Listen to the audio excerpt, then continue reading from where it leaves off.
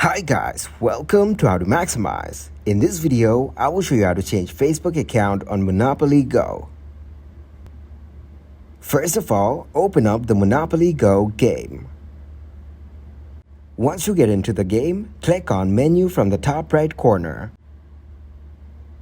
and tap to connect your account with Facebook.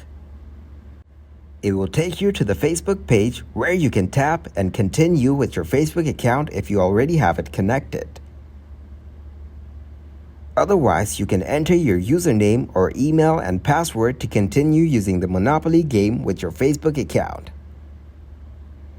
If you want to change the account, you need to go into Facebook and log into your other account that you want to connect to Monopoly, and then you will be able to change the Facebook account on Monopoly. Thanks for watching, and please leave a like, subscribe, and share.